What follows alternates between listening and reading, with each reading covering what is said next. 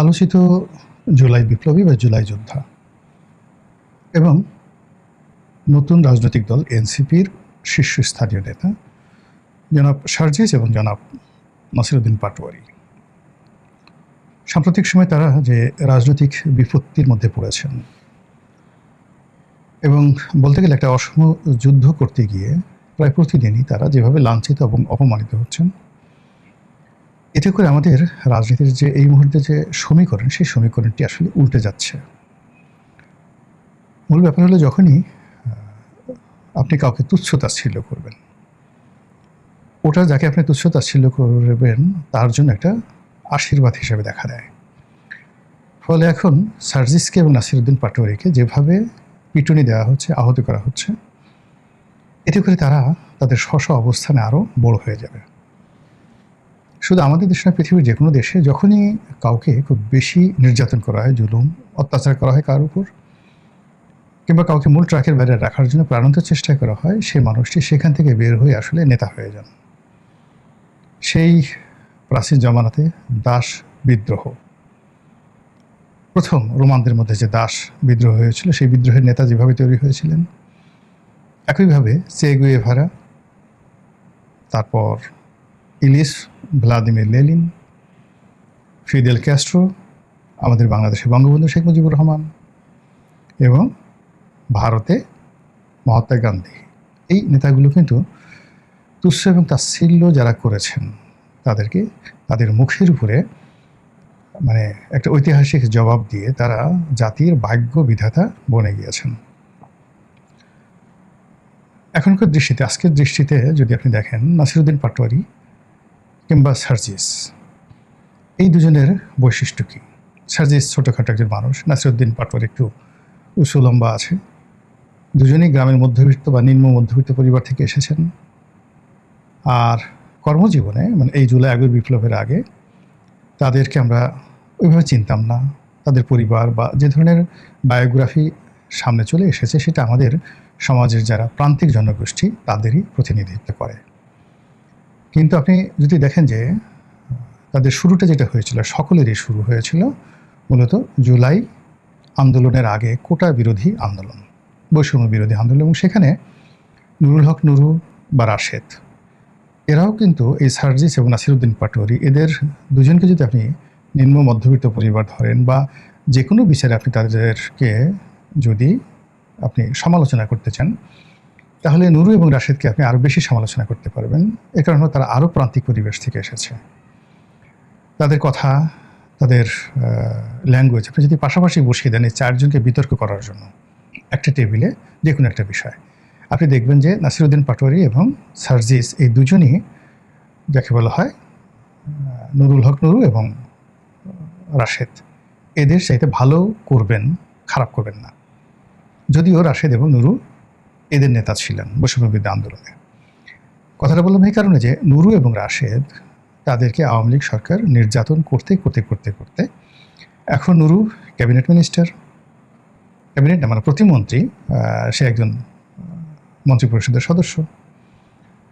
রাশেদ বিএনপির মতো একটা বড় দলের মনোনয়ন পেল, আবার সেটা মানে পাশ করতে না পারার কারণে তাকে সচিব পদমর্যাদায় প্রধানমন্ত্রীর সমস্ত রাজনৈতিক বিষয়াদি দেখার জন্য তাকে নিয়োগ দেওয়া হয়েছে। তারা দুজন দায়িত্ব পালন করছেন, কিন্তু এখনও পর্যন্ত আপনি যদি পাশাপাশি দেখেন যে তারা মন্ত্রী হয়েছেন, সচিব হয়েছেন, কিন্তু আর্ট অ্যান্ড অ্যাটিটিউডে স্টিল আজকের দিন পর্যন্ত সার্জিস এবং নাসিরউদ্দিন পাটোয়ারি সাবলীল, আরও বেশি সাবলীল। তো কাজেই তাদেরকে যদি আপনি বারবার আঘাত করেন, তারা যে আগামী দিনে একজন বড় নুরু হবে না, নুরু দ্য গ্রেট। আর ধরেন এই রাশেদ দ্য গ্রেট বা রাশেদ দ্য বড় ভাই, আমাদের দেশে আছে না, রাফসান দ্য বড় ভাই, রাশেদ দ্য বড় ভাই, নুরু দ্য বড় ভাই, তারা যে হবে না তা কিন্তু বলা যাচ্ছে না। মূল ব্যাপার হলো যে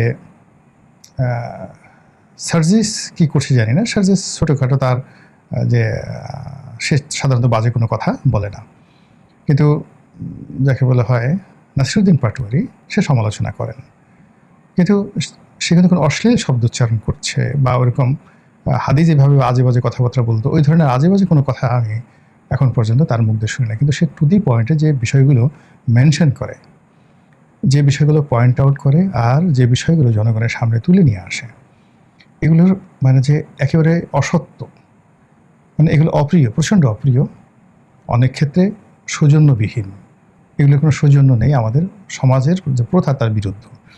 কিন্তু সে যে কথাগুলো বলছে এগুলো যে অসত্য, এটা আমরা বুকে হাত দিয়ে বলতে পারছি না। ফলে কী হলো, যাদেরকে তিনি আঘাত করছেন নাসিরুদ্দিন পাটোয়ারি, তারা সঙ্গত কারণে কষ্ট পাচ্ছেন, গালাগালি করছেন, প্রতিশোধ নেওয়ার চেষ্টা করছেন। কিন্তু এই কথাগুলো শুনে বিএনপির অনেক লোক টেলিফোন করে তাকে বলছে, বেটা আরও বল, কী চাস, আমরা আছি তোর সঙ্গে বা তোমার সঙ্গে বা আপনার সঙ্গে, যে যার সঙ্গে তার যেমন সম্পর্ক, আরও বল।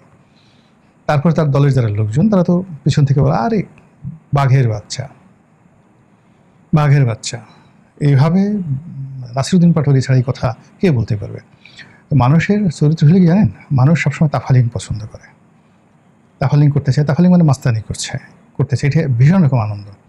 আপনারা নিজেরা ছোটোকালে চিন্তা করে দেখেন, খুব ছোটোকালে আপনাদের আসলে ডাক্তার, ইঞ্জিনিয়ার, পাইলট এগুলো হওয়ার কথা আপনি এমনি ক্লাসে বলতেন, কিন্তু আপনার কি হতে ইচ্ছা করতো? আপনার একটা মাস্তান হতে ইচ্ছা করতো। আপনি দূর থেকে মাস্তান দেখতে পছন্দ করতেন। আপনার আশেপাশের যত অনিয়ম, অত্যাচার, জুলুম, এগুলো আপনি আপনার মাস্তানি দ্বারা ভেঙে চুরে চুরমার করে দিতে চাইতেন। তো আপনি সুযোগ পাননি, বা আপনার সে সাহস হয়নি, বা আপনাকে এ ধরনের কোনো কেউ প্রেজ করেনি। কিন্তু যারা একবার সুযোগ পেয়েছে এবং মানুষের প্রশংসা পেয়েছে, তারা এক একজনে হাজি মাস্তান হয়ে গেছেন, দাউদ ইব্রাহিম হয়ে গেছেন, ছোট শাকিল হয়ে গেছেন, আরও অনেক কিছু। তো নাসিরুদ্দিন পাটোয়ারি এবং অল অফ দ্য, মানে যাকে বলা হয় জুলাই বিপ্লবী, তাদের মধ্যে শব্দ বোমা প্রয়োগের ক্ষেত্রে, যেমন হাদি যে কথাগুলো বলতো সেগুলো অশ্লীল ছিল, অশ্রাব্য ছিল, যৌনাঙ্গ এবং মলদার সংক্রান্ত বিষয়াদি ছিল। কিন্তু সে কিন্তু এই কথাগুলো বলছে না। সে যে কথাগুলো বলছে টু দি পয়েন্টে, গোলাম মোল্লা রনি সে একজন দুর্নীতিবাজ, গোলাম মোল্লা রনি সে একজন চাঁদাবাজ, গোলাম মোল্লা রনি এই কাজগুলো, মানে জাস্ট আমার নাম দিয়ে বললাম, এবার টু দি পয়েন্টে। তো সেক্ষেত্রে ইন পার্সন আমরা তাকে ফেস করতে পারছি না, বা আমরা তাকে বলতে পারছি না, তখন আমরা তার টেংরি ভেঙে দেওয়ার চেষ্টা করছি। তো এরকম ঘটনাগুলো সে ঘটিয়ে যাচ্ছে, এবং তার প্রেক্ষিতে এখন এই জুলাই মাসে এসে তিনি এবং তার সাথে তার সহযোগী সার্জিস, এই দুইজনকে যেভাবে বিএনপির যারা লোকজন আছে তারা টার্গেট করছেন, তাতে করে পুরো রাজনীতির যে জল এটা গোলা হয়ে গেছে। বিএনপি এখানে ত্রিমাত্রিক কৌশল করছে। প্রথম কৌশল হলো সার্জিসকে এবং নাসিরুদ্দিন পাটোয়ারিকে আলাদা করে দেওয়া। 2 নম্বর হলো নাসিরুদ্দিন পাটোয়ারিকে 1 নম্বর টার্গেট করে এনসিপিকে বলে দেওয়া হয়েছে যে আপনারা একে বাদ দেন, do everything without Nasiruddin Patwari. সেক্ষেত্রে আমরা আপনাদের জন্য একটা ব্যবস্থা করে দেবো। এবং রাশেদ, প্রধানমন্ত্রীর যে রাজনৈতিক সহকারী, তিনি বলেছেন যে আমরা প্রয়োজনে সহযোগিতা করব, সব জায়গাতে সহযোগিতা করব, যেখানে নাসিরুদ্দিন পাটোয়ারি যাবে না। এটা এক ধরনের যাকে বলা হয় মানে এমন প্রস্তাব যে ভাই আপনি বিয়েটা করাই দেন, আপনি বসের ঘরে যেতে খুব লজ্জা পাচ্ছেন, ওটা আমি সেরে দেবো আর কি। রাজনীতিতে আসলে প্রতিপক্ষের সুবিধা নিয়ে, দয়া নিয়ে, করুণা নিয়ে কখনোই কেউ রাজনীতি করতে পারে না, সাইন করতে পারে না। রাজনীতিতে কখনো তেলবাজি করে, দালালি করে, জুতো চেটে, পা চেটে একটা সার্টেন লিমিট পর্যন্ত সাস্টেইন করা যায়, মানে থাকা যায়, কিন্তু সাস্টেইন করা যায় না, সার্ভাইভ করা যায় না। এটা জাস্ট লাইকে চা পানি খাওয়ার মতো, কিন্তু মূল ডিশ না। রাজনীতিতে টিকতে হলে লড়াই করে, সংগ্রাম করে করতে হবে। এবং নেতা হতে হলে, নেতা আসলে ফকির মিসকিনের মধ্যে থেকে কখনো নেতা হয় না। নেতাকে অর্থনৈতিকভাবে সবল হতে হবে, সচ্ছল হতে হবে, অন্য সবার সাথে শিক্ষিত হতে হবে, মার্জিত হতে হবে, সবার চেয়ে সাহস বেশি থাকতে হবে। তো সেই ক্ষেত্রে আমাদের রাজনীতির একটা অকাল হলো, আপনি নাসিরুদ্দিন পাটোয়ারি বলেন, সার্জিস বলেন, তারপরে অন্যান্য যারা বলেন, তারপর তাদের প্রতিপক্ষ যে সমস্ত লোকজন কথাবার্তা বলছে ঠিক সেম এজের, তাদের সঙ্গে যদি আগের জেনারেশন, জাস্ট 1 থেকে 2 জেনারেশন আগের আপনি 100 জন রাজনীতিবিদ দেখেন, যেমন আপনি নাজিমউদ্দিন আলমের কথা বলেন, বিএনপি নেতা নাজিমউদ্দিন আলম, বা ফজলুল হক মিলন, আরও বড় নেতার যাওয়ার দরকার নাই। তো এই নাজিমউদ্দিন আলম বা ফজলুল হক মিলন, এই দুজন লোক বসে থাকবে, আর এনসিপির এরকম 1000 ছেলে মেয়ে বসে থাকবে ফেয়ার জায়গাতে। এদের সামনে 5 মিনিট কথা বলার মতো অবস্থা এখনও এনসিপির কারো হয়নি। তো কাজে এনসিপি ঠিক সেই যোগ্যতাটা অর্জন না করে তারা যে কাজটি করার চেষ্টা করেছে সেটা হলো তাফালিং, কত দ্রুত সেই মানুষকে আকৃষ্ট করা যায়। আর আকৃষ্ট করার জন্য অনেক কাজ আছে। আপনি যদি লুঙ্গি উঠিয়ে আপনার পুটু মেয়েকে দেখায় দেন, লোকজন আপনি মুহূর্তের মধ্যে ভাইরাল হয়ে যাবেন। আপনি যদি এই 4-500 লোক খেতে বসছে, সেখানে বসে মোটামুটি একটু বায়ু ত্যাগ করেন, সঙ্গে সঙ্গে আপনি ভাইরাল হয়ে যাবেন। সবার মধ্যে আপনি একটা পিস্তল বের করে একটা গালাগালি দেন, কিন্তু আপনি একটা জায়গাতে ঢুকছেন, ঢোকার সঙ্গে সঙ্গে সমস্ত অ্যাটেনশন আপনার দিকে গেছে। এই জন্য আপনার কর্ম থাকা লাগবে, তো আপনার ট্র্যাক রেকর্ড থাকা লাগবে। সেই ট্র্যাক রেকর্ড না থাকলে কখনো নেতা হওয়া যায় না।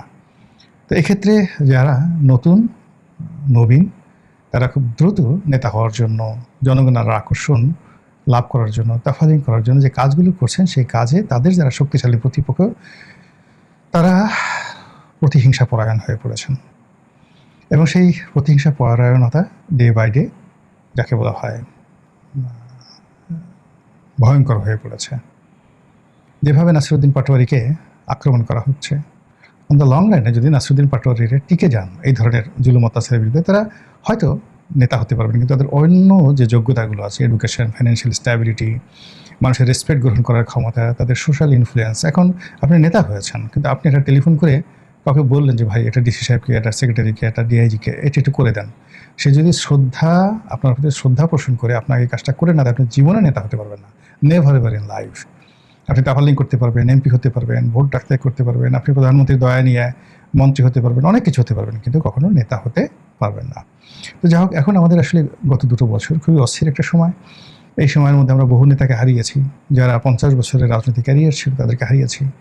আবার বহু নেতাকে আমরা পেয়েছি যাদের 5 মাসেরও রাজনৈতিক ক্যারিয়ার ছিল না।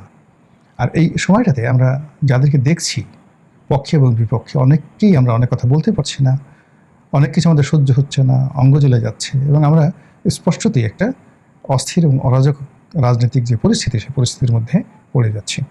আর তারই মধ্যে 2026 সনের জুলাই মাসে যেভাবে এনসিপির যারা নেতৃবৃন্দ রয়েছেন তাদের উপরে যেভাবে আক্রমণ চালানো হচ্ছে, আর প্রতিপক্ষ যেভাবে এই আক্রমণ করে গর্ব অনুভব করছে, তৃপ্তি অনুভব করছে, এটি আরও 10টি, মানে একটি অপরাধ আরও 10টি অপরাধকে দাওয়াত করে নিয়ে আসবে। একটি প্রতিহিংসা আরও 10টি প্রতিহিংসাকে দাওয়াত করে নিয়ে আসবে। এবং আমাদের এই সমাজে যখনই মানে দুর্বলের পক্ষ থেকে কোনো আঘাত আসে, ও আঘাতটা মারাত্মক হয়, মরণ কামড় হয়। যে কোনো দুর্বল সাধারণত আক্রমণ করে না, কিন্তু দুর্বল যখন আক্রমণ করে তখন কিন্তু সেটা মারাত্মক হয়। আপনি চিন্তা করুন, ভারতবর্ষের ইতিহাসে যদি আয়রন লেডি বলা হয়, সর্বকালের সবচেয়ে কঠিন, কঠোর এবং নির্মম নিষ্ঠুর কোনো রাজনৈতিক নেতা থাকেন ভারতের ইতিহাসে, তিনি ইন্দিরা গান্ধী। আচ্ছা বলেন তো, তাকে কে মেরেছিল? একজন দুর্বল মানুষ, তার বডিগার্ড, সারাক্ষণ যে মাথা নুয়ে থাকতো, সে তাকে মেরেছিল। আচ্ছা, নথুরাম গডস কে ছিলেন?